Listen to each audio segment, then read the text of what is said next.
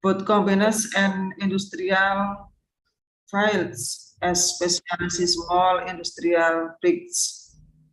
Even countries in the world do not close their eyes that young people with digital actualization ability are starting to compete to create innovation to minimize human disparities in the sourcing economy problem.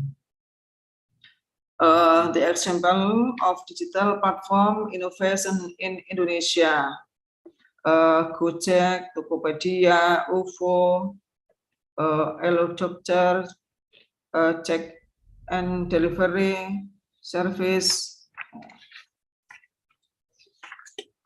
preparation and checking to role. Preparation and checking the role young people need to network a lot and care. Young people encourage to have not only one specification and specialization. For example, good management skill accompanied by good English, Japanese, or public speaking skill.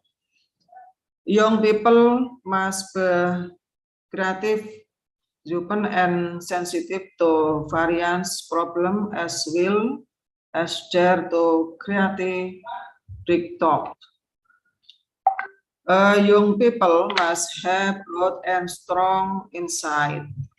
Young people must have the courage to fight for what is their focus and concentration by not just mastering, but able to apply the knowledge again to be more useful in the sourcing environment.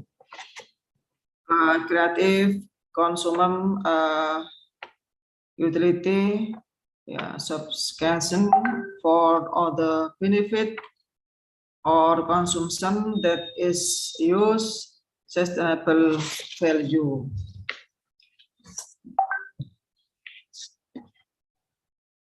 Of the several capability above, they are several more very important that we must understand to be able to compete globally.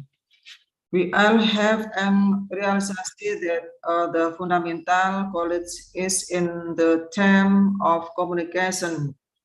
Globally, we will find some difference in language, culture, and religious background.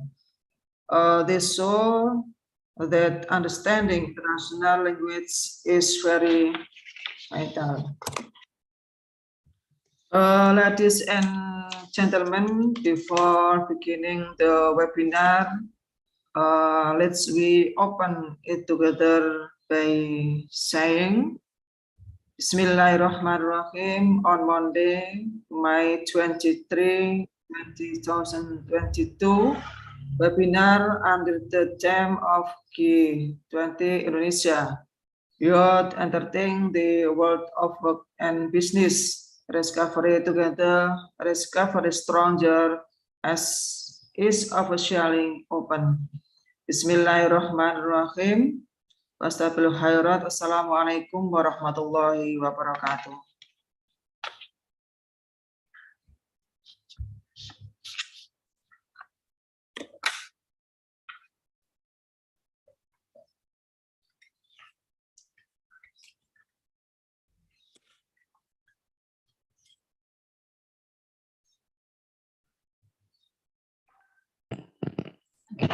Yeah, thank you for Mrs. Dr. Haja Mua MMPD for the welcoming speech and the materials for this theme of the webinar. And then the next agenda, it will be the delivering from the first material, G20 Global Economic Perspective, that will be delivered by the keynote speaker 1.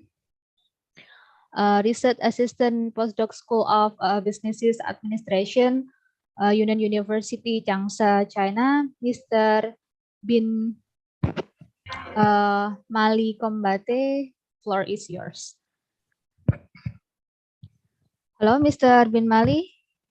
Can you hear my voice? Yeah.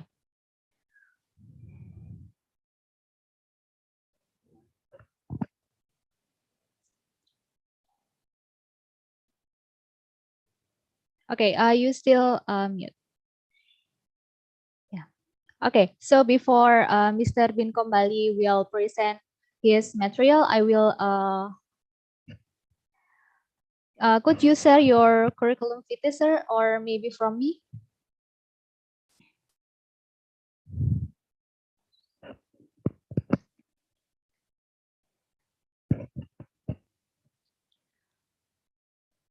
Hello, sir. Could you hear my voice?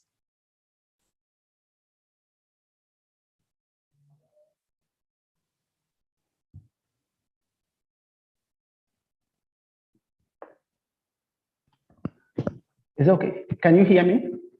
Yeah. Should I share your curriculum vitae before? It's okay. You can. It's okay. Okay. I will share screen first. Okay. Thank you. Yeah. Okay. So I have to leave first, right? Yeah. Well, I will share the curriculum of yours. Okay. Yeah. So this is from our first keynote speaker, Mr. Bin Mali Combat. He is right now research associate postdoc at School of Business Administration, Yunnan University, and also he is the research fellow at Global Technopolitic Forum internship. And maybe if you want to contact him, this is his current phone here. And if you want to contact him more, you may have it via email here, binmali41@yahoo.com or binmali41@hnu.edu.cn. Okay, and this is his educational background.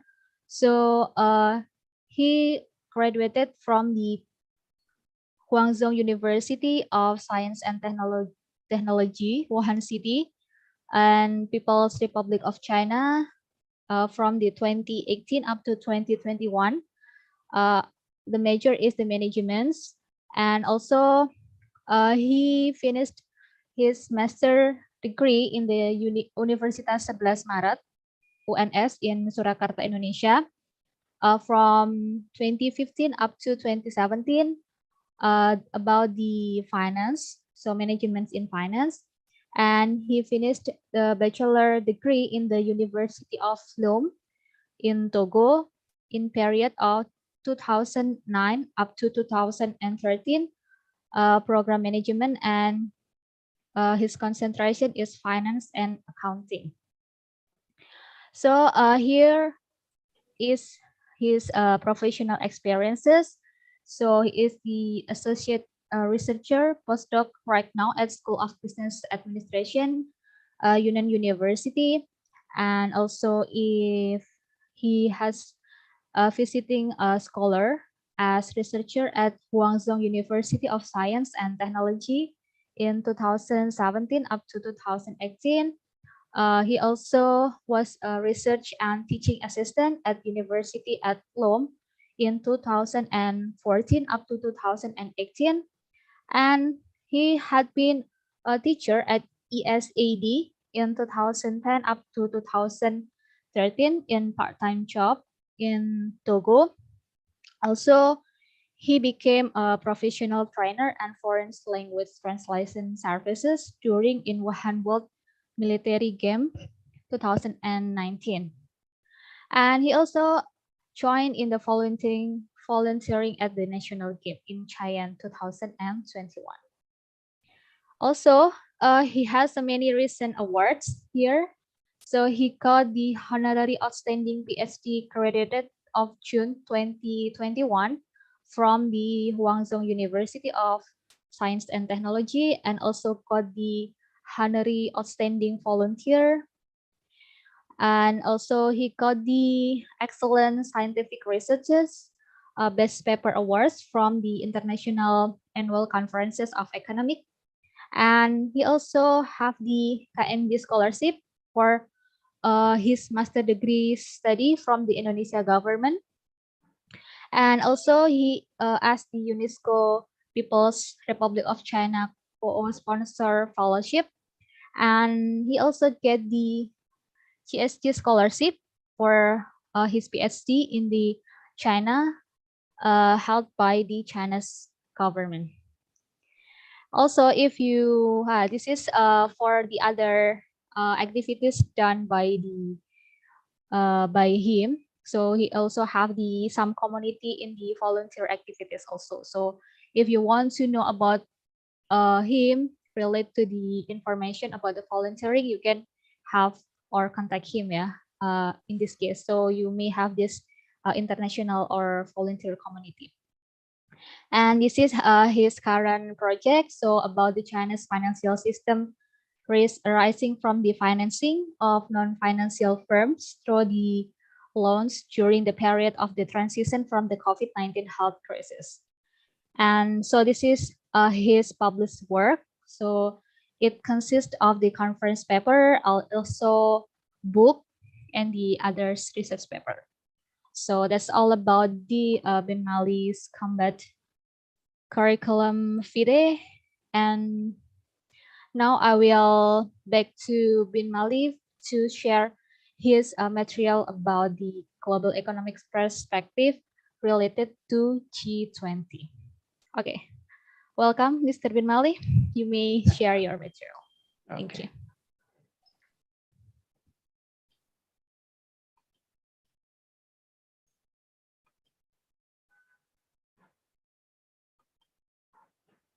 Okay, first of all, let me take this opportunity to thank you. Is it okay? Can you hear me well? First of all, let me take this opportunity to thank the organizing committee for inviting me to share with my peer colleague and fellow regarding this event titled G20 Indonesian Youth Understanding the World of Work and Business Recover Together, Recover Stronger. And I will take this chance also to congratulate Indonesian government, Indonesian university, and all Indonesian for organizing, for hosting this event, because this event is hosting the world head of state and government. And this is the good for not only for Indonesia, but for all the world. And thank for not only the organizing committee, but the Institute of Technology and Business for hosting this event, because this event is particular and at this particular moment, because we are informing to the young people about this event, and we are also inviting them to take part of this in this event. It is very important. And also thank you, sister, for this wonderful presentation. I'm pleased for hearing this kind of presentation. This is my first time also to have this kind of one presentation. Well, my speech is titled, as I already talked about, my speech, you already introduced about my speech, which is titled G20 Global Economic Perspective and the Role of Youth in the National Economy Development. Youth represent a living force. Someone can say that youth are the fuel in the engine, because without a fuel in the engine cannot be started. So I used to say that youth represent a living force. Other people say that youth are the engine, the fuel in the engine. As the picture shows, the voice of youth. And you can see youth are those who have the power to lift anything else that the adult or old people cannot do. So in my speech, I said youth represent a living force. It is rich in aspirations specific to this moment of post-COVID-19 health crisis, which left the world with a precarious living conditions, including unemployment, exclusion, and poverty, particularly harmful to disadvantaged young people. This pandemic has brought to the front page of new daily newspapers and to the table of our policymaker the question about the role of youth in this post-COVID-19 health crisis in the economy recovery. How to interpret and respond to the need of young people and their will to make themselves useful in the society that approach them essentially. Seeking in such conditions to forge an identity and to give a purpose to their existence, young people risk falling into deep delusion, anger, and even revolt and renouncing forever to fully engage in life. Their capacity must therefore be developed to enable them to pass entirely from this period of transition and to become both leaders and actors. Hence, if this goes well, everyone will benefit. However, a failed transition can cause lifelong poverty and have a negative impact on the society and in the economy as well. Young people are undoubtedly a decisive age group capable of reasoning and acting with maturity. Their participation cannot be relegated to an uncertain future. We need their help now, and they have an important role to play in building the world today. They rightly demand to be heard and to be able to express themselves so that the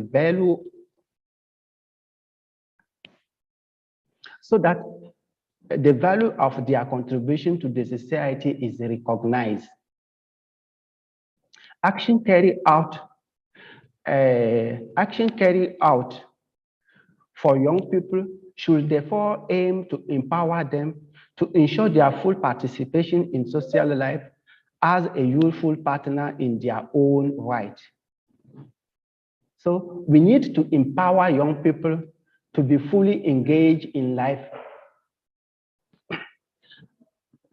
Making young people independent means helping them to put themselves at the service of development. As I said, I used to say. To this end, I think that this webinar titled G20 Indonesian Youth Entertaining the World of Work, Business, Recover Together, Recover Stronger, aim to contribute to the economic development and harmonious life in society with a particular role to gathering people, by gathering young people, organization, educators, and parents for sharing and learning up-to-date discussion topic and activity that they should be fully involved in. In doing this, the Institute of Technology and Business of Ahmad Dalla Lamongan East Java, which organized this webinar, is fully engaged to respond to young people concerned and expectation and bring to them the latest information and knowledge that could lead them to develop useful and lasting skills. The organizing committee and all parties who joined effort in hosting this event believe that this activity will reveal in young people their ability of agent of change and mobilize them to fully engage in domestic economic activity to achieve a better tomorrow and have a potential to most effectively transform today's world into a better world for all. Young people have this opportunity to increase their connection and upgrade their skill like never before to be able to contribute to the resilience of their community, providing innovative solutions, driving social progress, and inspiring political change. They should also have the necessary skill, as I said, an opportunity to be a driving force in supporting the development and contributing to peace and security. So as I said, we need growing up is always a period of transition that is very important for young people. And if they fail, if there's a failure from transition from childhood to teenager, in terms of education, like domestic education or the at school, if there's a failure from this transition, sometimes this can lead to the young people maybe to, we used to say that they will fail their background, and if they fail in their background, they can fail to anything. Sorry.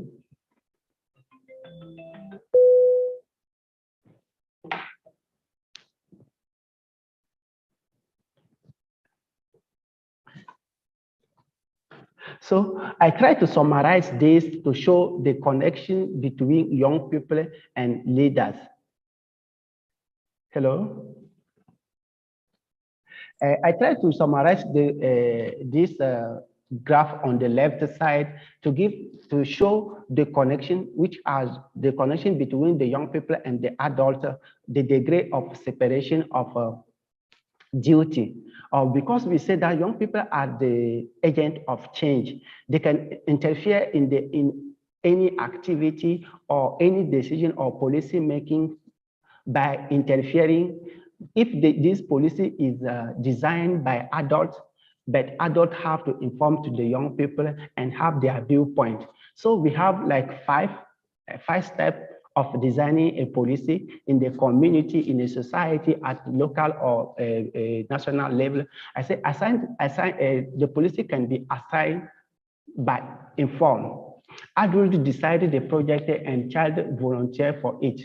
The children understand the project, they know who decided to involve them and why. Adults respect young people's view. So in order, consult and inform. That means that the adult also designed the project. The project is designed and run by adults, but child are consulted.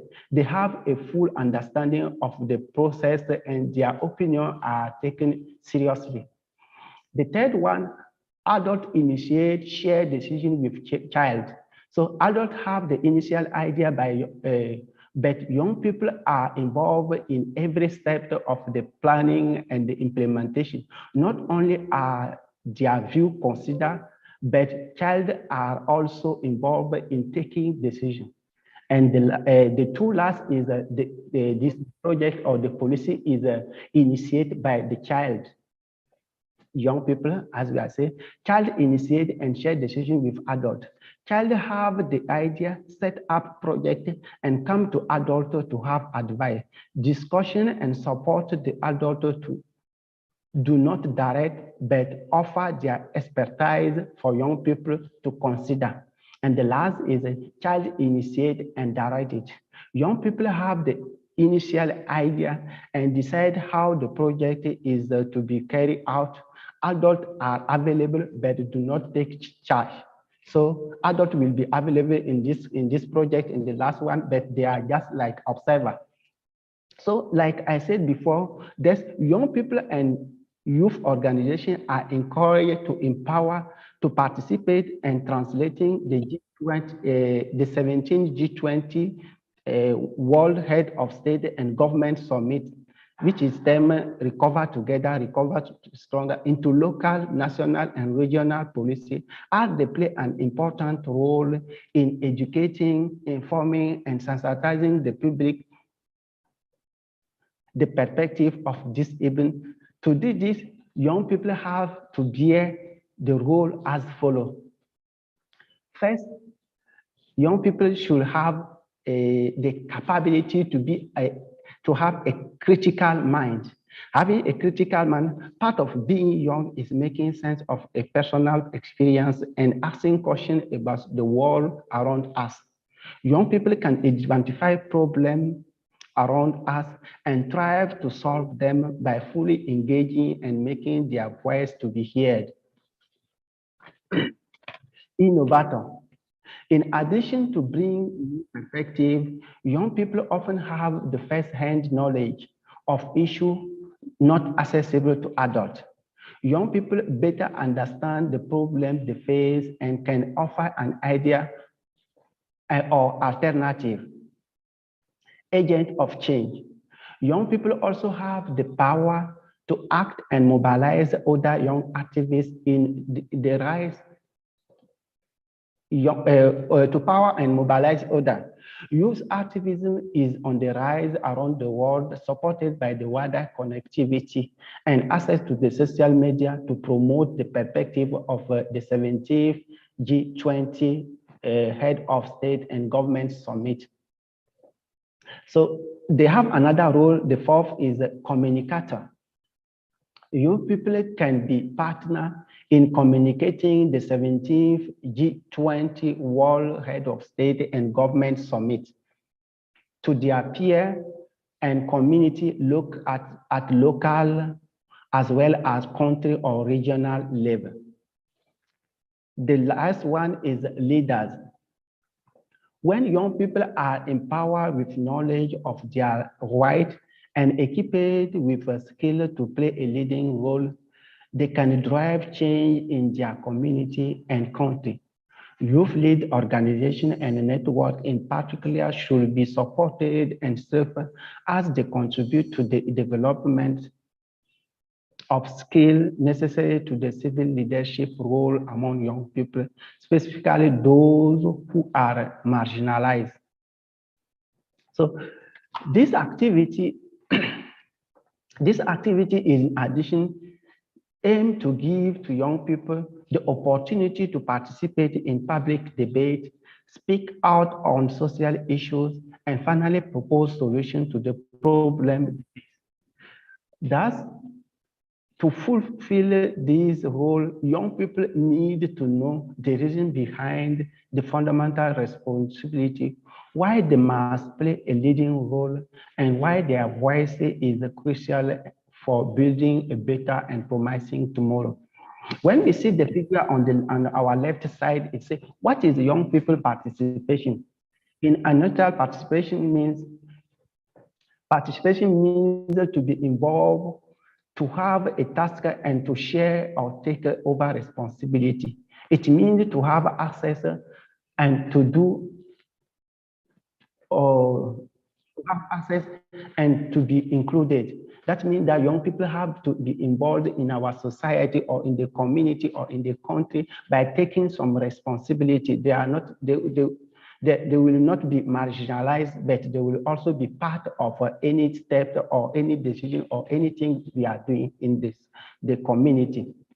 So among the responsibility that young people will should be involved or should take, because when we talk about responsibility, it's like their duty, is part of the duty that young people should bear. The first is participate in the economy development. The economic development policy put in place by the central or local government must graft on the social need. However, it is necessary to have observer at the local and department level in the public institution to assess the progress and efficiency of this new policy. Therefore, to optimize the new policy implementation, young people should take responsibility in their own based on their experience and make a critical and objective look at the decision taken by the government authority. The second is driving change. Young people have the power to make their voice heard and to raise awareness on social, economic, and environmental problems through activism and on social network and youth organization. So design a practical and feasible solution. Young people are sufficiently informed and in step with the time. Thus, they have a better understanding of the problem and can propose adequate solution. The fourth is educate and inform the public. Communication is the first key of creating commitment to economic development. Nowadays, young people have in hand the latest technology, communication channel, and influential media. This can make the public to be up to date and aware of any local, national agenda for development to elicit everyone's contribution. And the last is securing the future. The achievement of the local or central government development policy or development goal is therefore above all essential for young people.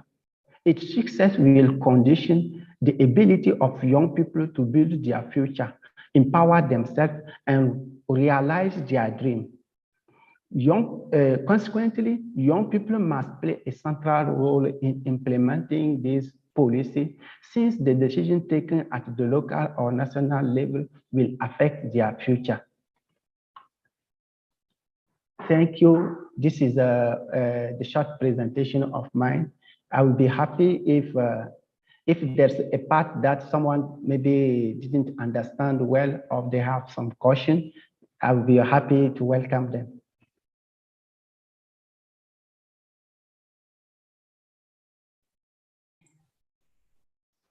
Yeah, very thank you for Mr. Bin Mali for very great presentations. And for the participant, if you have any question, you will save it, and we will have the section of question and answer section in the last after the second keynote speaker deliver his materials. Okay. Okay, very thank you. It's very great to deliver about your theme here, the economics. And okay, Mr. Bin Mali, the question will be in the next section. Okay. Yeah. So thank you for your great presentation, and you may wait here, and we will have the second materials from the keynote speaker 2 under theme of the Global Student Challenge in New Normal Era Education and Work.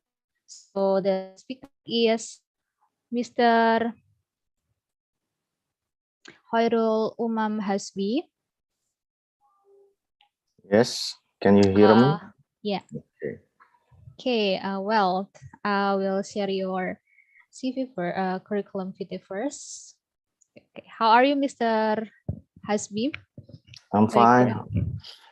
Okay, thank you for joining this webinar as the speaker. Okay, so before he will deliver his material, I would like to tell you about his curriculum fit here. So Mr. Khairul Umam Hasbi, SEMSAAKGAA or is a PhD University of Science and Technology in China, and also he is a treasurer of the Association of Indonesian Student. I mean PPI Dunia, if you know, guys. And also he is as a vocational lecturer in the University of Brawijaya. If you want to contact more, he is his phone number and also his email in aasakuntan@gmail.com or khairul@ub.sc.id.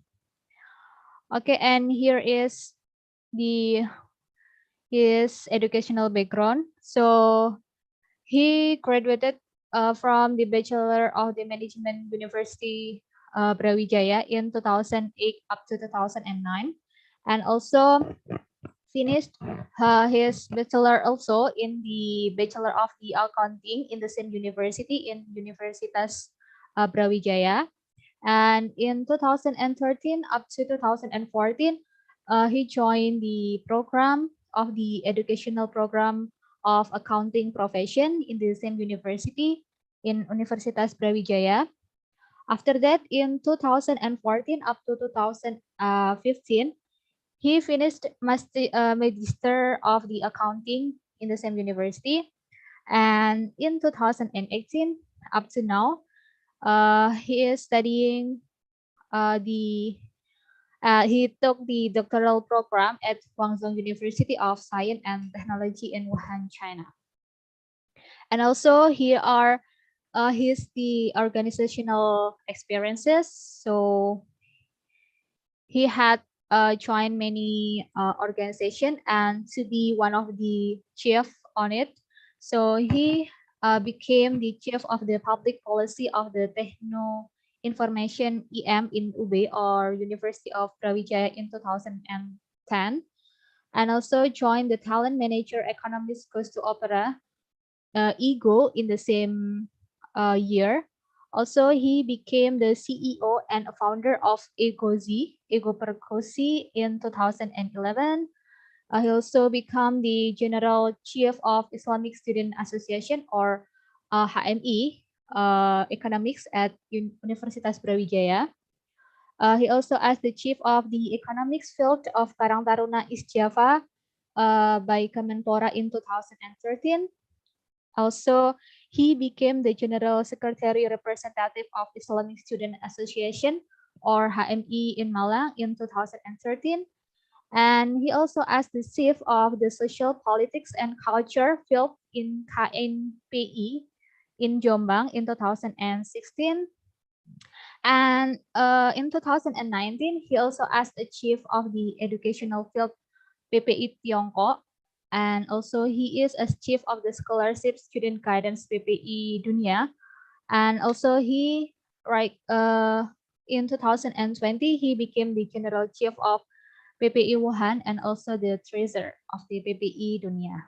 So that's the organization experiences, and this is his research experiences. So he had been really active in some researches, and the first is about the Surveyor Carta Politica Regional in East Java in 2013, and also became the Surveyor Index of Indonesia Religion Election 8 in East Java in 2014, and also joined the System Analyst SIPA in Sidoarjo Hospital 2013 up to 2014, and also become the public sector analyst into 2014. And he also the assistant in financial reporting, the Ponorogo District Government Nursing Academy, and also assistant towards PLUD Ponorogo District Government Nursing Academy in the same time. And he also as the animator of the Ministry of Education and Culture Research Center curriculum 2013 in 2015. So that's from all the curriculum vitae from Mr. Hasbi. So right now we move to our main agenda, that his presentation related to the global students challenge in new normal era in education and work. So floor is yours for Mr. Hasbi. Okay, thank you, Ms. Fitri. Yeah. Should I deliver it in Bahasa or English? Maybe you may can put off, or maybe up to you, sir. You may mixing language. Okay, mixing language. Bahasa Indonesia is okay. Okay. Because Mr. Kombate is Bahasa too, so I can speak into Bahasa. Yeah, okay. Into language. Okay. I will go for presentation. Okay.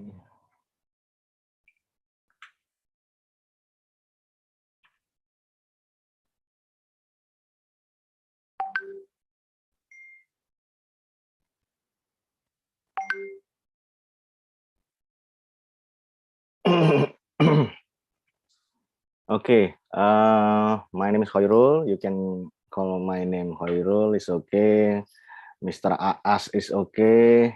And right now I'm still studying. Yeah, I suspend my studies because of pandemic. Ya, saya cuti 1 tahun karena pandemi. I hope everything is gonna be okay. And right now, I would like to share some ideas about PPI Dunia and also what is the challenge of you guys. You are the global students. I think Indonesia is part of the world itself. And then what's going on with our education and the work's life. I think if I say global, it's kind of you can go works outside Indonesia, ya. ASEAN maybe.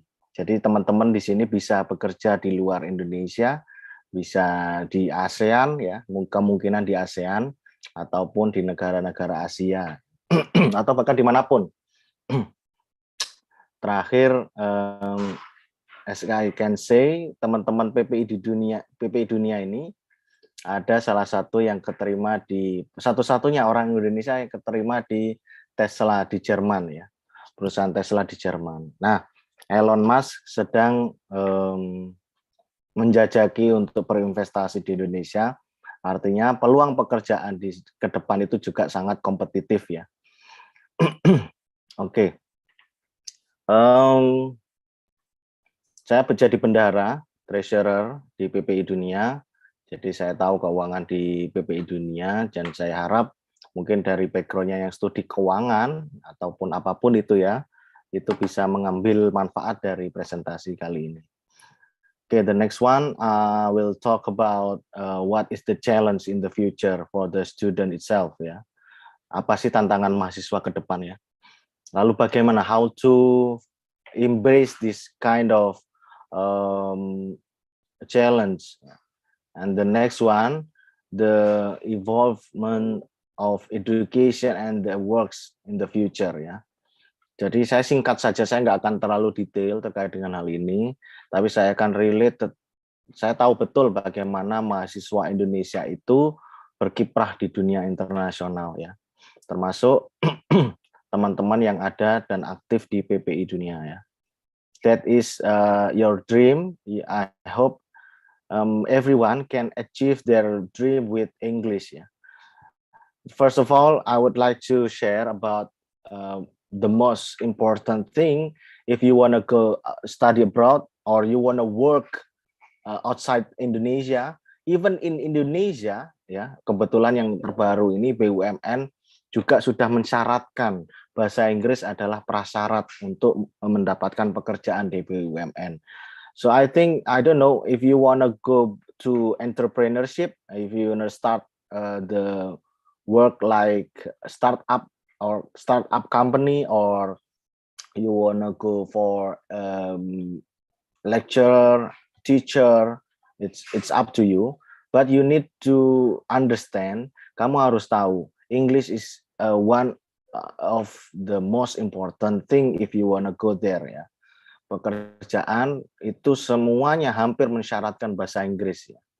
Jadi artinya if you wanna get a good salary ya, kamu ketika pengen mendapatkan gaji yang bagus ya, kamu butuh bahasa Inggris. Kamu butuh bahasa Inggris di dalamnya ya. Kenapa kok butuh bahasa Inggris? Kenapa kok nggak bahasa Indonesia? Saya cinta Indonesia, saya nggak butuh bahasa Inggris. It's a wrong idea ya. Saya merasakan bahwasannya kita hanya bisa berkomunikasi dengan orang luar, orang asing, hanya dengan bahasa Inggris. Sama supervisor saya dengan bahasa Inggris, sama profesor saya dengan bahasa Inggris, profesor yang lain ketika ada di kelas bahasa Inggris gitu ya. It's impossible to me ya to speak in Chinese ya. I'm not Chinese background. I mean my study background is not Chinese literature or something like that ya. But I believe kalau teman-teman membekali diri dengan mencintai bahasa Inggris sebagai second language ya, dalam tanda kutip, even someone laugh at you, teman-teman, wah sok Inggris lo gitu kan, sok Inggris lo, apa namanya, tidak cinta Indonesia. Nah itu harus ditepis dengan prestasi. Prestasinya apa? Go global ya. Go global. Kenapa kok go global?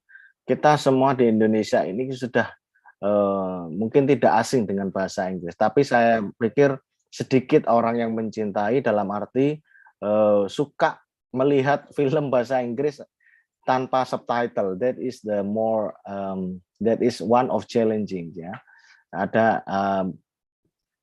tantangan tersendiri ketika teman-teman itu melihat atau mendengarkan sesuatu ya dalam bentuk bahasa Inggris. Listening, writing, apalagi akademik ya. Kalau mau studi lanjut, teman-teman S1 ingin lanjut S2 mungkin bisa menghubungi saya ya.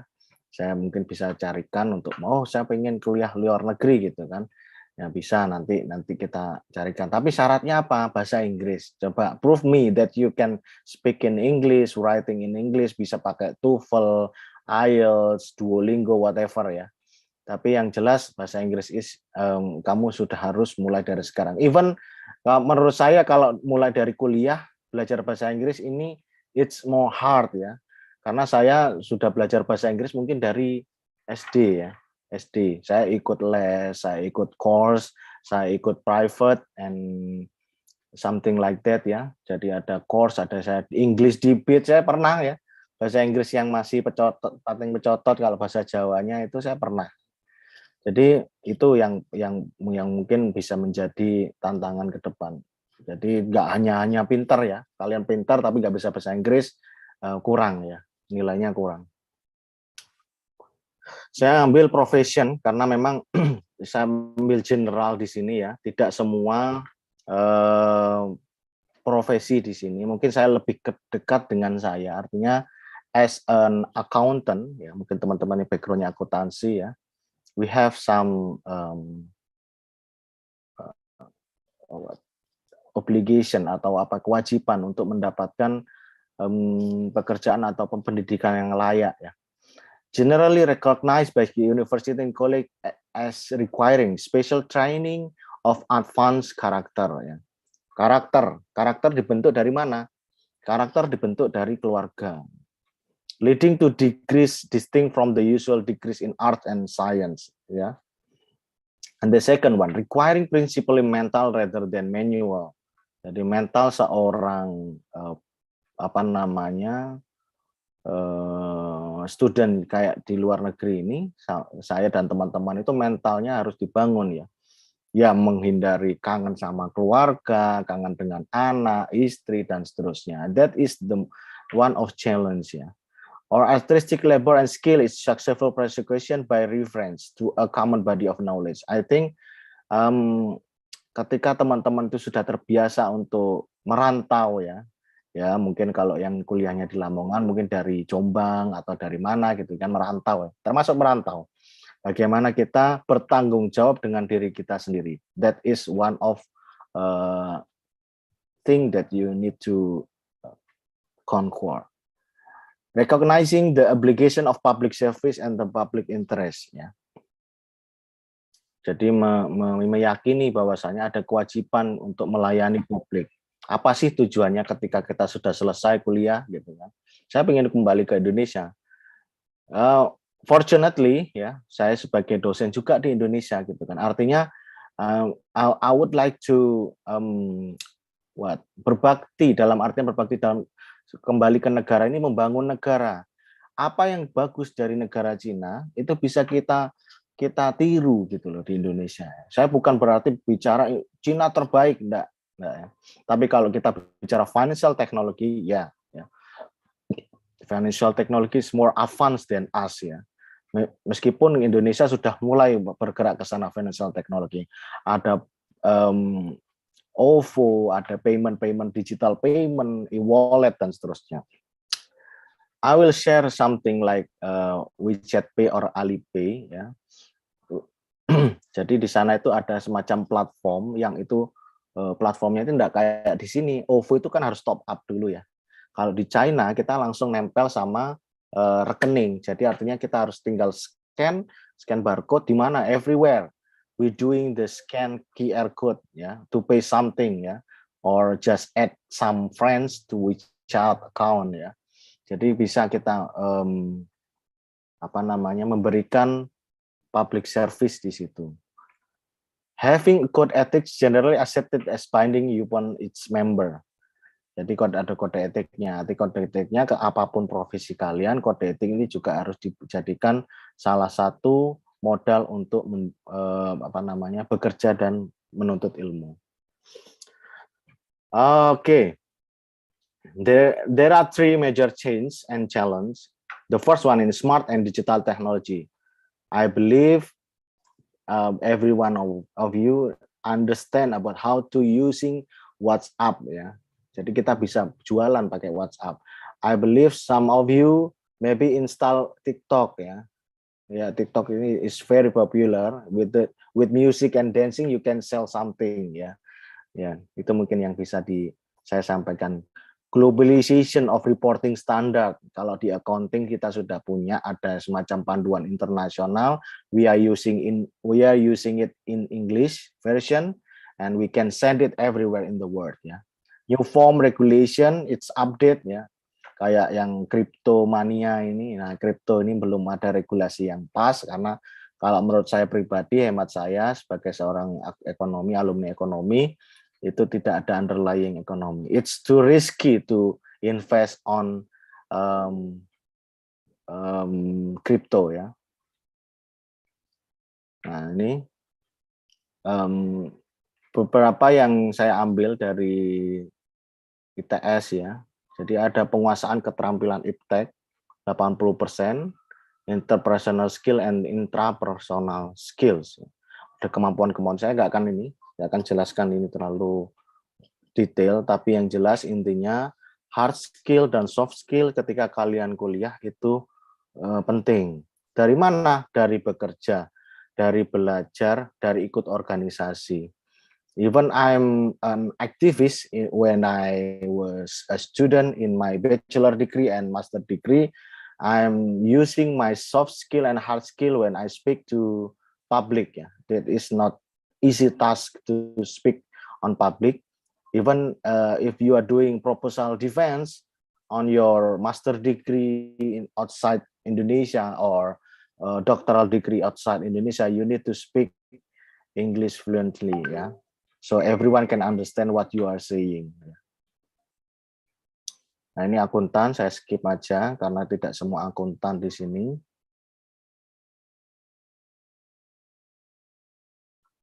Nah, metode pengajaran kita bisa melakukan yang pasif dan aktif. As I said before, English is the most important. You can reading habits, hearing words like listening music or watching movies ya.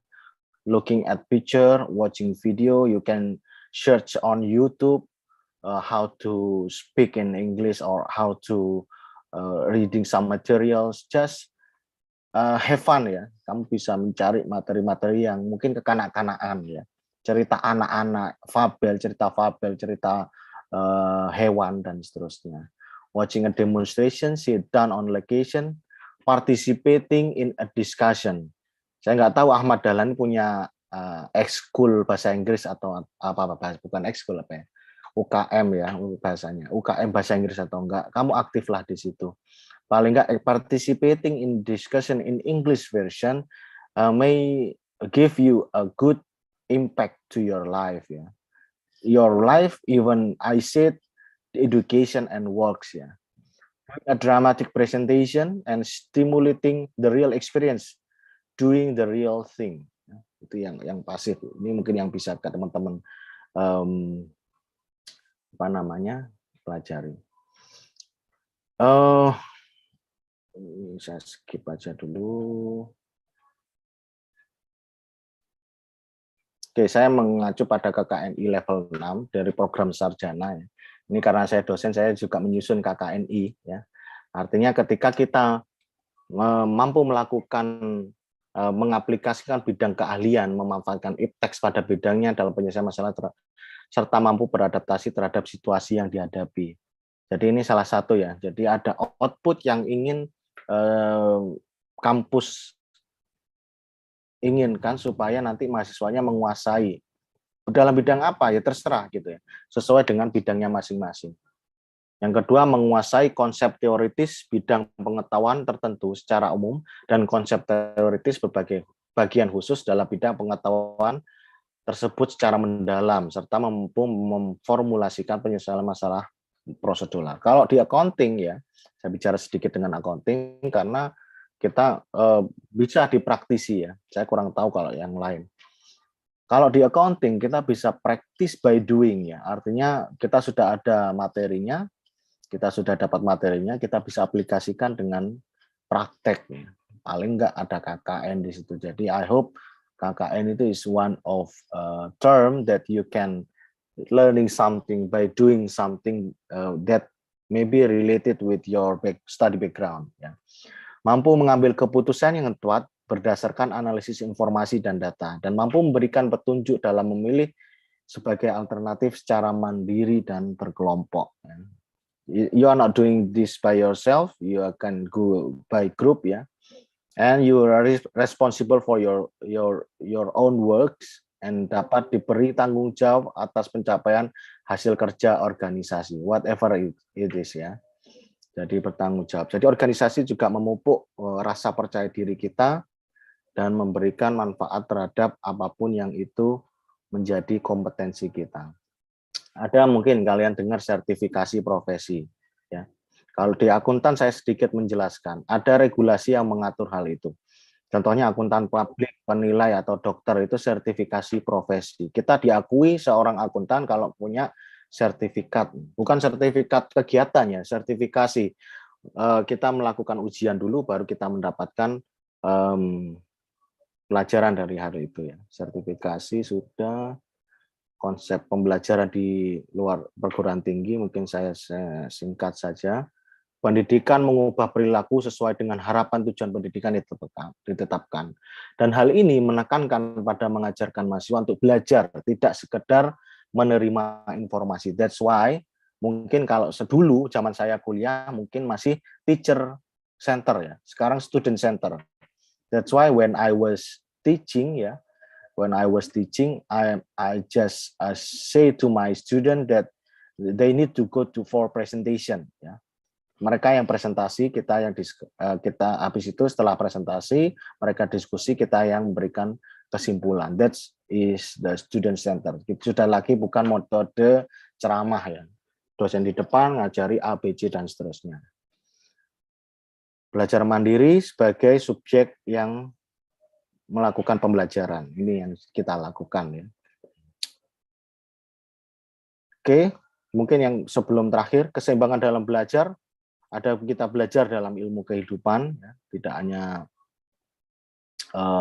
skill-skill yang ada di kampus, belajar ilmu kehidupan, kita merantau pun belajar ilmu kehidupannya. Bagaimana how to lead ourselves, ya. Kegiatan belajar mengajar di kampus, intellectual skill, belajar mandiri di perpustakaan, di rumah, mengasah kemampuan long life learning, kegiatan kemahasiswaan di kampus, kegiatan sosial di lingkungan tempat tinggal, ya, membantu orang tua, mengembangkan hobi dan potensi diri lainnya. Oke, mungkin itu, ya, untuk yang kesimpulannya kalau dari saya mungkin works and life, ya, education is one of your challenge right now because you are all of you are student. And before I close my statement, maybe I would like to share some ideas that I repeat once again, that education involve like the work itself. Yeah. If you want to get a good salary, you need to go to good education. Yeah. How to get a good education? You need to improve your English. Yeah. That is one of cycle, ya, satu siklus yang tidak bisa kalian pungkiri keberadaan. Oke, mungkin itu saja. Untuk kaitannya sama new normal, sama pandemik mungkin terlalu banyak. Saya tidak terlalu banyak. Even I have experience about those kind of things, ya. Saya pernah di Wuhan, saya tahu persis bagaimana pandemik itu mulai, ya, sampai sekarang. That is my final presentation. I give it back to moderator. Thank you. Ms. Fitri. Thank you for Mr. Hasbi for a great presentation related to the Global Student Challenge in New Normal Era in Education and Work. So I very agree with the statement that as Indonesian or we are as a global student, we have to learn about English in this occasion. So as our bridge to reach our new world outside Indonesia. So that's the key point that Mr. Hasbi delivered to us. And we come up for the question and answer sessions. So from the participant, maybe if you have any questions, you may deliver it or you write it down in the chat box. Ya, untuk peserta, jika ada pertanyaan, boleh menuliskan dalam bentuk bahasa Inggris atau bahasa Indonesia. Untuk kedua penanya ada dari from Mr. Bin Mali Kombate about the global economics perspective, and from Mr. Hasbi relate to the global students challenge, relate to the education and work. Okay, for the participant, maybe if you have any questions, we wait the question from you guys. It is okay in two languages, either Bahasa Indonesia or English. Just write it down your question in the column, or maybe you may raise hand, yeah.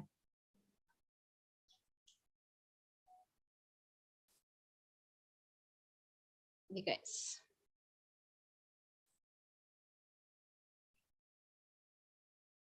Yeah, if you have any, what is that? Difficulty in understanding the materials, maybe. Okay.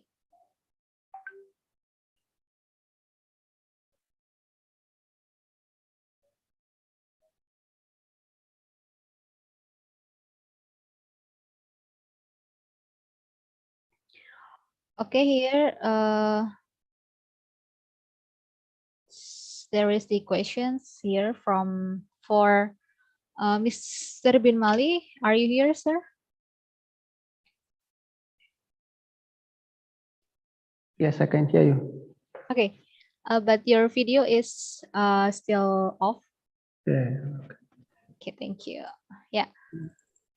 Here I have some message related to the question regarding to your topic, yeah, about the global economics perspective related to the G20. So here the question is about the role of future youth. So Indonesia or maybe the other country, the future of youth is us to be the agent of change, right?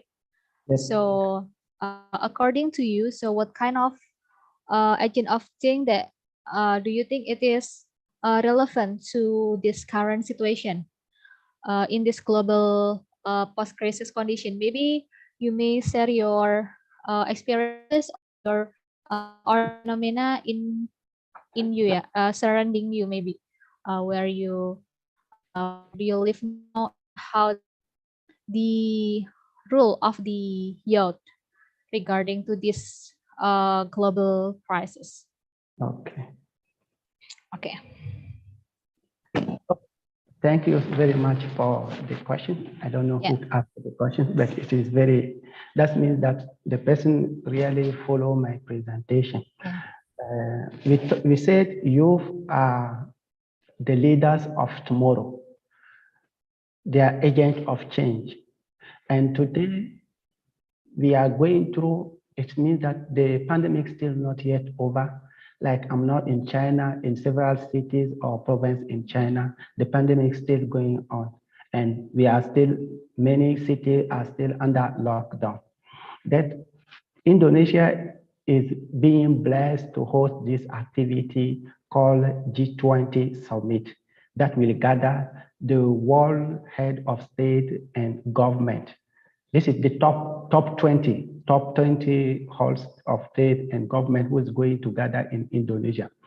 And the topic is very inspiring because the topic says, recover together, recover stronger. That means that those governments are going to come up with some policy, some new development goal to put in place that will lead in the next future for the development of for the economy. We can take it at national level, local level, or in the world. So young people, as I said before, young people as the fuel in the engine. When there's no young people, when there's no fuel in the engine, we cannot start the engine. So young people have to play important or crucial role. Then when I take it at the committee,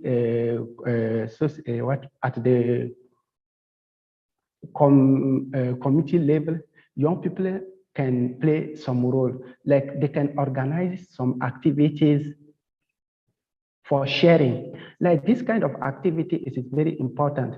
So young people are learning through this activity to know what is their role, because some people, they don't know what is their role. Like I said before, they have to drive change. So how they can drive change? They cannot be sitting and driving change, but they can drive change by organizing some small activities that will gather other young people, sharing or initiating some small project that they will do it together in their community, that will help other young people to know their role and to be involved. And from there, the other young people also can be involved actively in the social life, in the social activity that can help to promote. Because this event is going, as I said before, at the end, we will get new policy. They will come out with a new policy for economy development.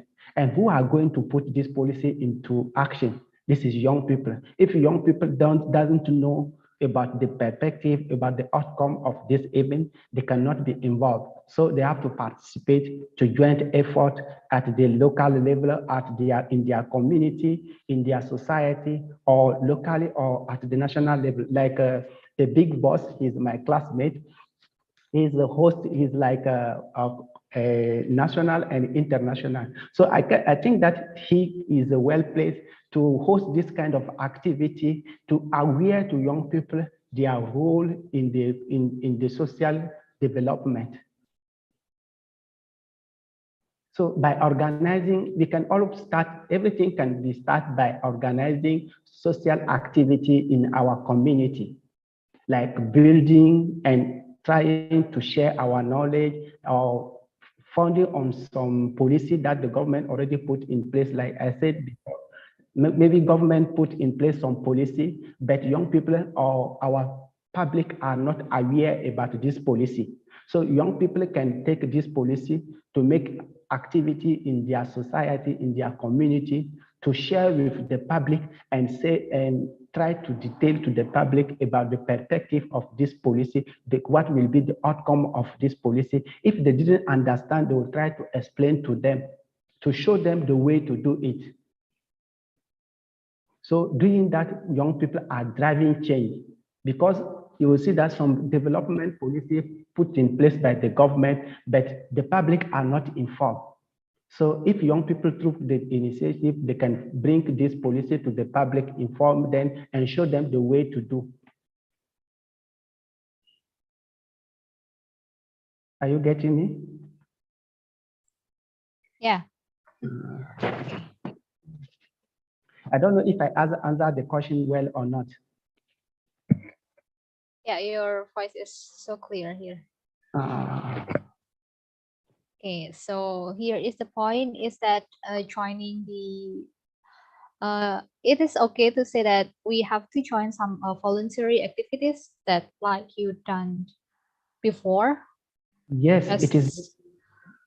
Yeah, Okay. joining volunteering activity is very important as well, because when we join volunteering activity, we can share with our knowledge, our experience, our know to do to with other people.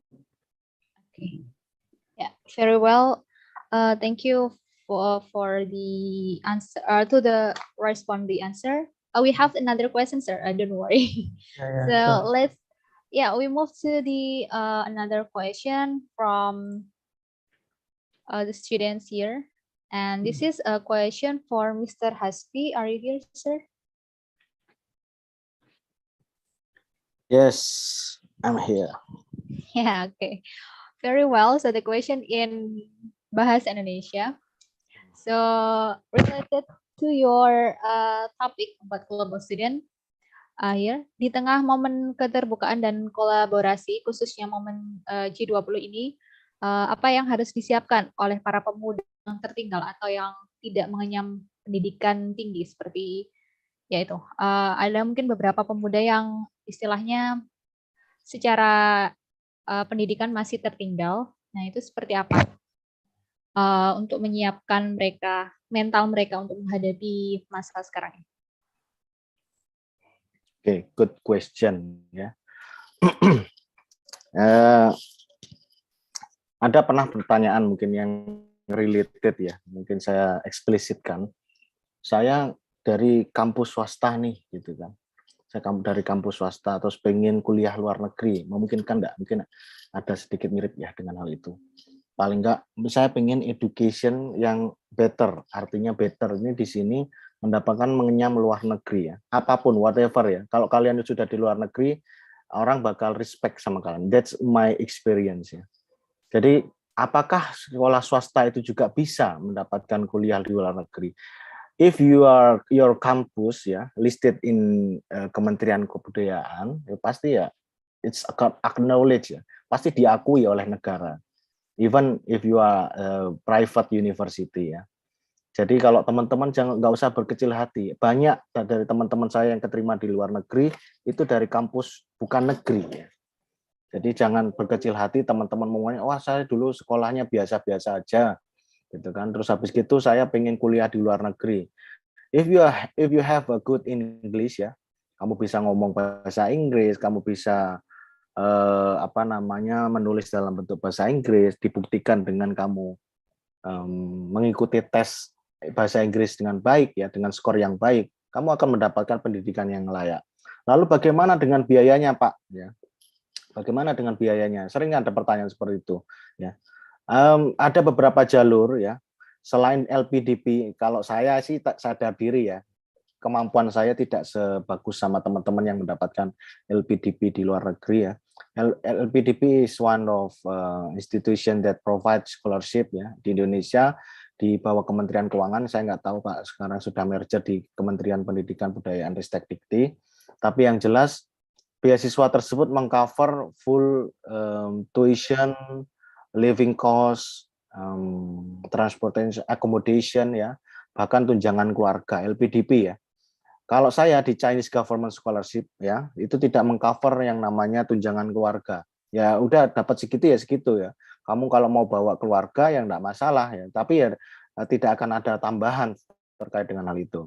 That's why kalau teman-teman menginginkan kuliah di luar negeri, kamu harus pede dengan bahasa Inggris kamu ya. Tapi itu tidak mudah ya. Saya bilang itu tidak mudah, butuh perjuangan yang ekstra keras. Kalau mendapatkan kuliah luar negeri pasti akan mendapatkan, bukan pasti ya, paling enggak ada chance untuk mendapatkan pekerjaan yang lebih baik ke depannya. Kalau sarjana, banyak sekali sarjana. Tapi apa value added kalian? Apa nilai tambah kalian? That is one of the most important thing.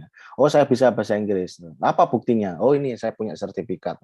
Selain itu apa? Oh, saya pernah kuliah di luar negeri. Wah, perusahaan apalagi BUMN mesti butuh yang kayak gitu. Jangankan BUMN, kalau teman-teman S2 di luar negeri, kampus-kampus itu pasti nyari kok gitu loh ya. Jadi kalau jangan cuma mengandalkan oh saya sudah S1 sudahlah pengen kerja gitu. Kalau teman-teman punya keinginan untuk kuliah luar negeri, pastikan bahasa Inggris kalian punya bisa terbukti kalau kalian tuh bisa bahasa Inggrisnya. Mungkin itu, Miss Fitri.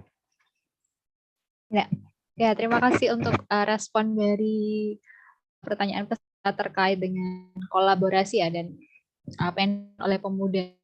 Oke, we move to next question. This is question for Mr. Bin Mali again.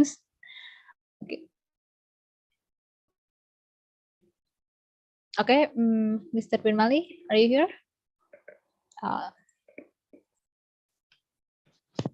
Yes, I can hear you. Yes. Okay, this is another question. This really interesting. So, based on your opinions, are young people really able to rise up optimistically and collaborate with each other if they are faced in the current crisis phenomenon? And we know that today there are so many outside Indonesia, some country they involved in war. For example, in the case of the Ukraine and Russia, which are still heating up to now. So, what do you think about this? can they have the chance to, what is that, to increase their motivation or have the collaborations related to their youth movement? I don't know if I get well the question. Yeah, pardon? I don't know. Can you hear me well? Oh yeah, yeah. Do you hear my voice Yes. related to my questions? Mm. So The- here is, should I repeat my question, sir? Yes, please. Yes, please. Okay, so according to you, is it still have any chance to have the collaborations if we are facing the crisis phenomenon? So for example, in the another country, maybe they still have a war. So for example, in the case of Ukraine and Russia, that they have still beating up in war. So what do you think about their chance, especially for the youth movement? So what do you think about this current crisis phenomena, sir? And can you hear me well? Yes, of course. Okay. Okay. Thanks so much for the question, and it is very interesting. And Yeah. especially in this period of crisis, now we are not talking about only COVID-19 crisis, but we are talking about both for COVID-19 crisis and the crisis in Ukraine. First of all, I will say that it is very interesting, and at this particular time, even those countries in the war, like Ukraine or Russia, they are very open to collaboration. So even during the period of COVID-19, country or young people were very open to collaboration. Like I said before, young people, they can join effort. They have nowadays, they have the latest technology in their hands, and they can go through the communication channel like YouTube, social media, or whatever, to create to create some connections that will help them to get in touch, maybe to make connection with people in their own country or abroad.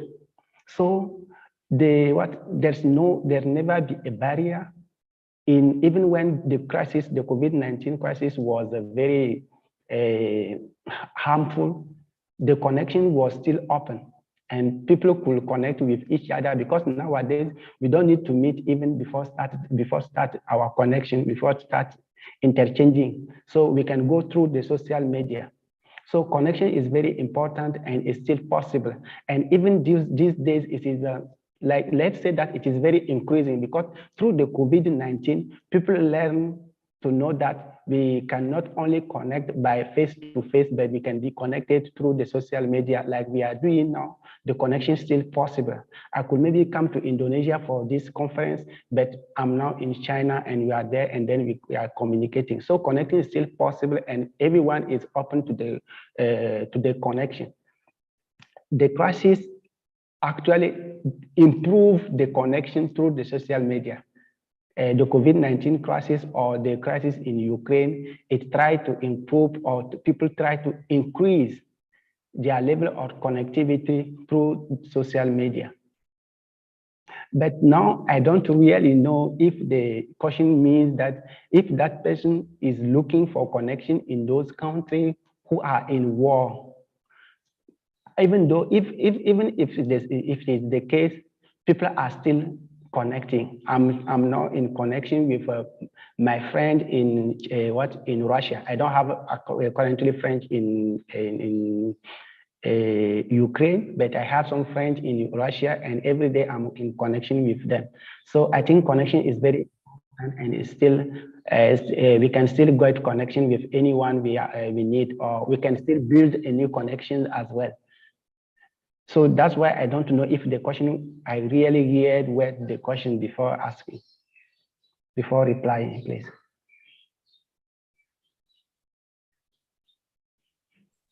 Okay. Is it really the question? Did I answer to the question? Yeah. Yeah, it's still connected. Okay.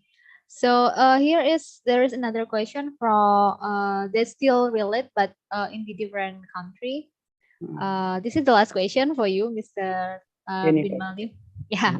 So this question is from Yahya Siddiq from our students here. So with the multilateral cooperation or the G20, what should Indonesia youth pay attention to or to deal with this?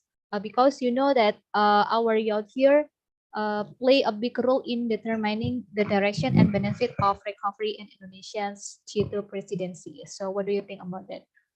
So what is your suggestion related to the our Indonesian youth movement? First of all, like at the beginning, I congratulate Indonesian government for preparing and going to host this event. And this is a particular chance for Indonesian young people to take a chance for this event because the world is going to gather in Indonesia. And the most important decision to recover the world economy will begin from Indonesia. Like the important decision for the next 2 to 3, 4 years will be taken in Indonesia. So Indonesian youth have to be a model for the world, not only in Indonesia, but for the world, because there will be those who will get access to this information at the first level. First, if someone will ask me, for me, I still not yet, but I'm sure that the preparation, how the place they are going to host these activities is being prepared. Indonesian youth may have access to this place. They can go through this, they can start with this information, sharing on social media, making activism, then to try to build a network. That's the first. They can also use this knowledge or this information to inform to their peers. I know that in their community, our adults or our old people, what we are talking about G20 or whatever, most of them, maybe they are not informed about it. Meanwhile, it is an important decision that will be taken there for the economic recovery of our nation. So I think that young people have to look for the information. That is the most important. Probably they are there, they don't have the information, but they have to look for the information. Look for the right channel to get the right information. So like I said before, they must first have the right information. And once they have the right information, of course, they have to treat this information. And once they treat this information, they have to put this information into action. That means that they have to bring this information to their community, to their society, and try to put it in action. Like I said before, it is need like to be implemented.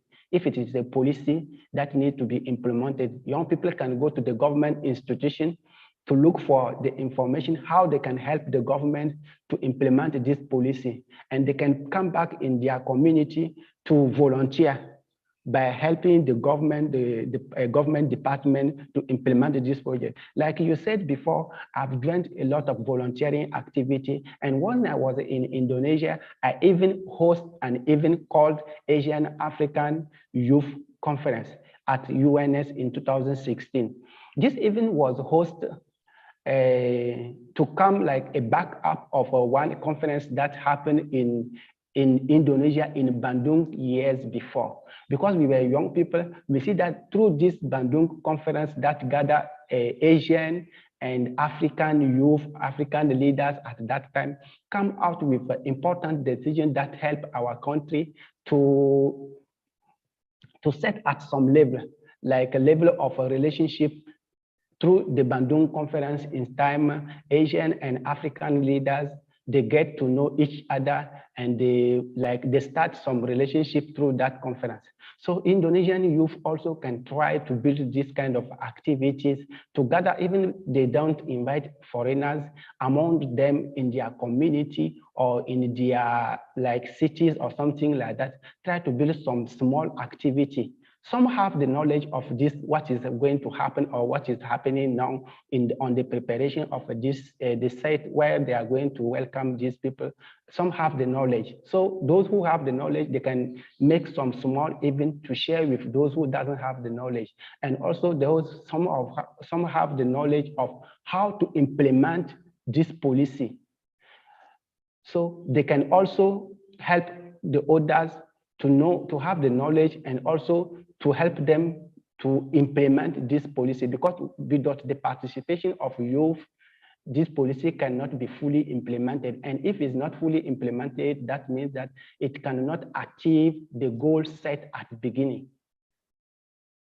So young people, even if they need, maybe they will say that we need like finance to go, they can go. Of course, the government department have a budget for that.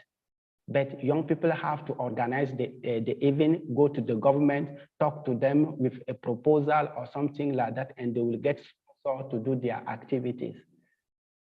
I get sponsor from Central Java when I organize my activity. I write the proposal, I went to the government, and they sponsor me. At that time, I remember the central government sponsored me more than 200 million Indonesian. So I think young people can do that. Okay, very well. Yeah. Thank you for your responding related to the questions. Oke, jadi terkait dengan pertanyaan bagaimana peran dari pergerakan pemuda Indonesia. Jadi ada 2 poin yang di sini. Yang pertama adalah network. Jadi kalian sebagai mahasiswa bagaimana menggunakan social media sebagai poin atau sebagai wadah untuk kalian berekspresi dan menyampaikan informasi, hal-hal menarik seputar pergerakan pemuda. Dan juga poin yang kedua adalah kalian bisa mengikuti kegiatan voluntary atau semacam kegiatan terjun dalam dunia masyarakat, di mana di situ kalian dapat proposal atau suatu kegiatan event, dan kalian bisa mengajukan ke pemerintah daerah untuk mendukung acara tersebut. Jadi 2 hal tersebut adalah network dan juga voluntary activity ya, untuk para pemuda yang ingin bisa mencapai bagaimana kita bisa berkooperasi pada masa G20 ini. Okay, that's the point for from the Mr. Bin Mali. Thank you very much. Okay, so we come up to the next question for Mr. Hasbi. This is the question is from Miss Eka Prasetya. Bagaimana cara untuk pemuda menjadi bagian dari perubahan?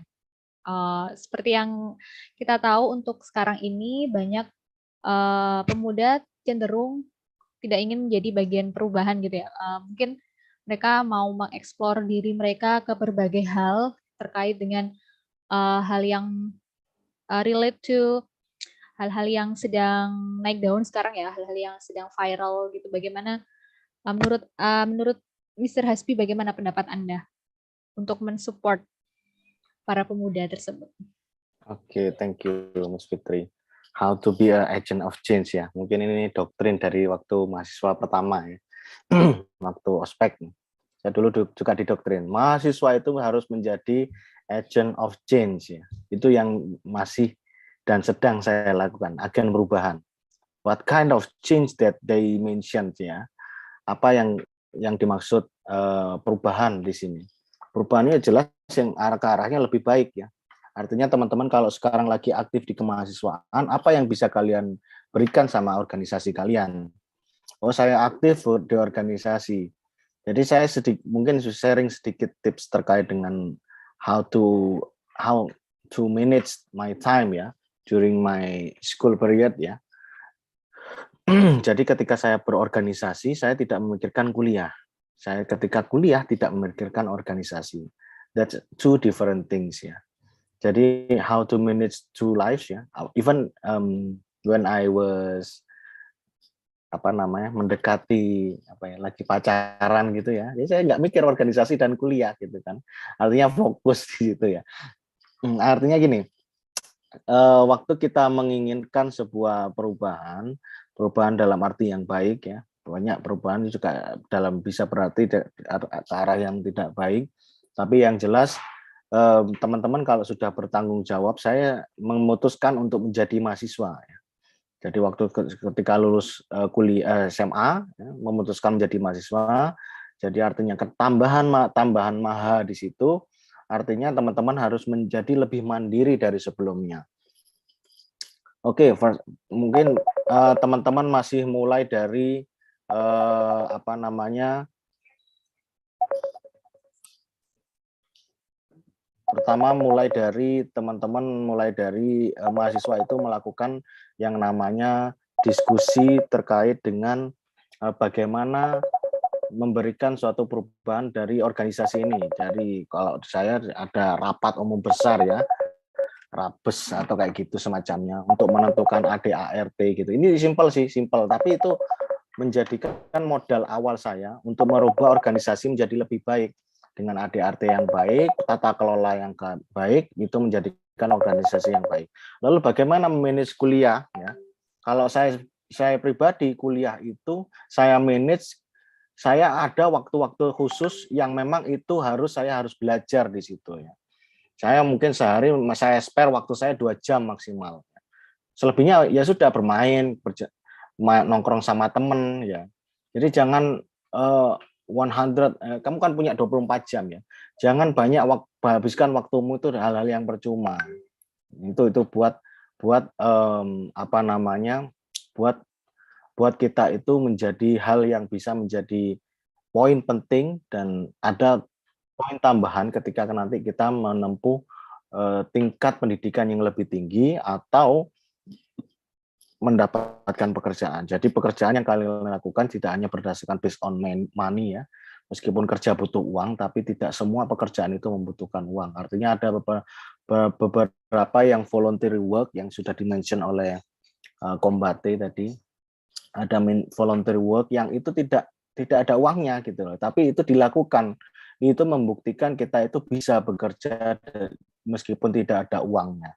Jadi mungkin itu yang bisa saya sarankan kepada teman-teman yang mungkin sedang semester akhir atau nanti mau sudah lulus ya. Agen perubahan itu seperti itu. Jadi jangan sedikit-sedikit wah ada uangnya enggak kayak gitu ya. Jadi kita kalau di organisasi sudah terbiasa kita rapat, kita memikirkan sesuatu atau bahkan ngomongin negara yang bahkan nggak ada uangnya ya. Nah, itu mungkin tantangan tersendiri. Mungkin itu saja Miss Fitri.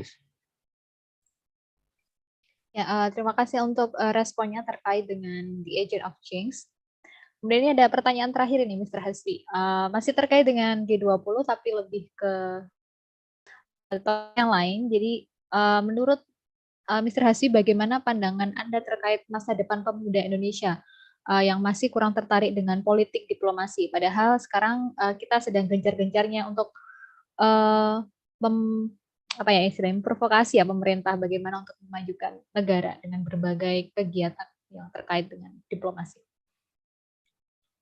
Oke, good question ya. Jadi mahasiswa itu bagaimana sih posisinya? Yang pertama, ya ini saya saya tekankan lagi ya, politik is not that bad ya. Politik nggak seburuk itu kok. Artinya ketika kita tahu politik, kita akan terdewasakan dengan politiknya. Jangan anti. Saya pun dulu mahasiswa itu apa namanya antipati. Wah DPR itu pasti seperti ini. Pasti pemerintah itu pasti seperti ini. Saya bahkan menjustifikasi tidak ada pemerintah yang bersih gitu ya. Artinya kenapa? Ada sistem yang perlu dirubah. Ini sangat susah. Saya bilang seperti itu. Politik di situ bukan menjadi berarti kita menjadi antipati, ya, tapi lebih kepada bagaimana kepentingan masyarakat umum itu hanya bisa diselesaikan dengan politik. Ya. Mungkin ada pernah dengar money politik ataupun apalah whatever it takes ya. Saya pikir teman-teman di sini ya, kalau lihat di sistem sendiri ya, kita itu perlu perubahan ya.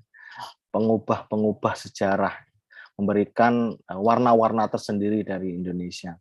Kalau menurut saya, kalau teman-teman sudahlah aku antipati, aku apatis sama politik ya. Jadi kalau ada yang nggak beres di Indonesia, ya jangan salahkan kita yang tahu politik gitu kan. Tuh. Kenapa ya? Memang karena negara ini negara hukum, negara politik, tidak bisa kita pokoknya saya nggak mau memilih gitu. Kalau kamu nggak mau memilih, 1.000 orang di luar sana memilih pemimpin yang salah, ya, yang celaka siapa? Ya semuanya gitu. Artinya apa? Kamu harus berpikir ke depan, tidak hanya berpikir pendek. Wah pokoknya pemerintah itu korup, DPR itu begini begitu gitu. Kalau kalian tidak menjadi bagian dari sistem itu, artinya kalian memilih pemimpin yang benar-benar terburuk dari yang terbaik dari yang terburuk mungkin ya, seperti itu kasarnya. Tapi paling enggak kalian tuh punya kontrol di situ. Sosial kontrol mahasiswa itu paling tinggi daripada yang lain. Kita RT RW bisa apa gitu kan ya. Kalau mahasiswa kalau sudah berhimpun ya sudah selesai, turun ke jalan. Kita nggak sepakat dengan adanya kenaikan tarif dasar itu. Kita nggak sepakat dengan ini. Kenapa? Atas dasar apa? Kajian-kajian A, B, C, D. Kalian itu pentingnya mahasiswa adalah kalian punya ideologi. Kemewahan terbesar mahasiswa adalah ideologi. Jadi saya sangat menyarankan kalian tidak antipati sama politik, tapi kalian terlibat aktif, bukan menjadi partai ya, menjadi anggota partai enggak ya, saya tidak menyarankan itu, tapi terlibat aktif, tahu, mengikuti, oh ternyata ini, oh pimpinan seperti ini, oh ini. Jadi kalian belajar mendewasakan diri dengan politik, tidak anti politik, kalian bisa memilih dan menentukan mana. Ini 2024 ini momen yang sangat hangat ya. Kalian tahu mana yang bermanuver dan mana yang baik dan seterusnya. Ini demi kepentingan kita ke depan.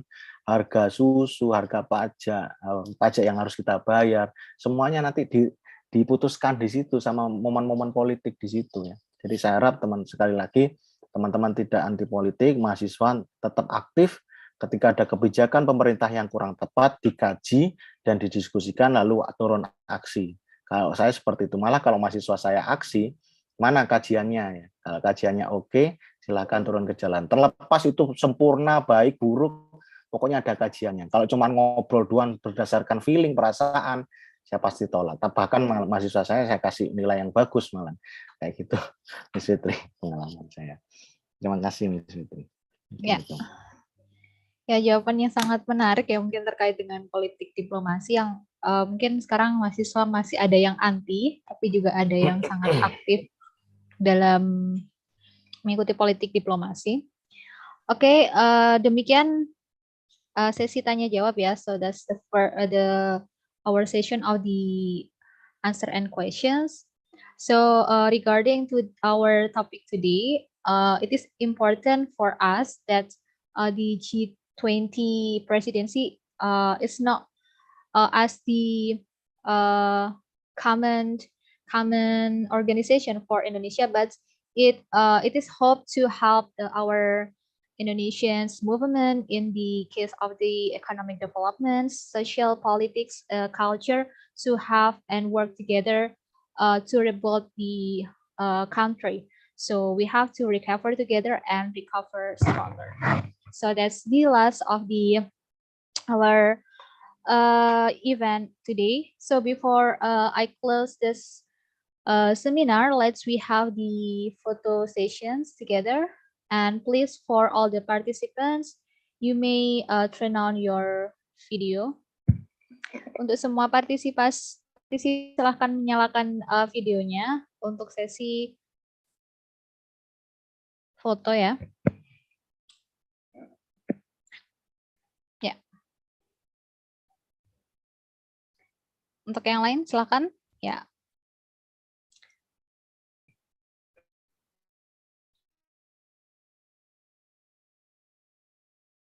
Masih on semua ya ternyata.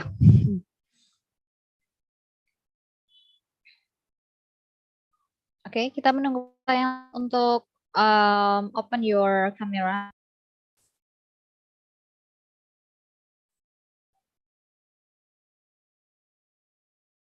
Ya, silakan yang belum on cam.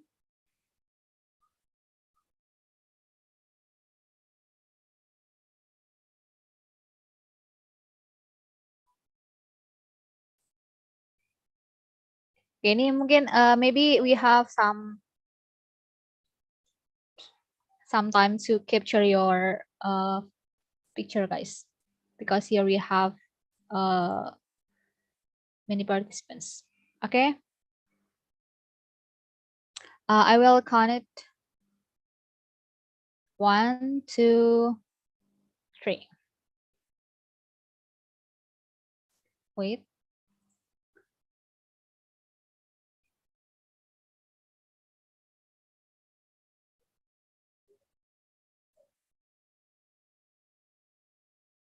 Wait, guys.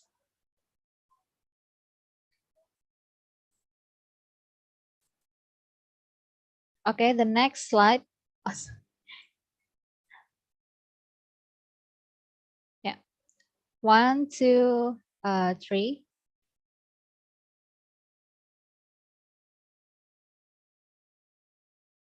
Okay, the third slide. We have many, guys. 1, 2, 3. Wait. And the last one. 1, 2, 3. Okay. So yeah, very well. All the participant has been captured. And this is the end of our discussion today. Thank you for your participation. Thank you for Mr. Bin Mali Kombate for your presentation. Also, Mr. Hoirul Umam as well. Thank you. And we hope we can meet in the other opportunity to have another event or agenda. Okay, see you guys. And the last I say, wassalamualaikum warahmatullahi wabarakatuh.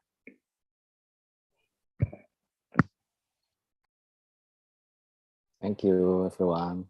Okay, for all the participants, you may have your attendance list and you will get your e-certificate. Don't forget. See you, Mr. Thank you.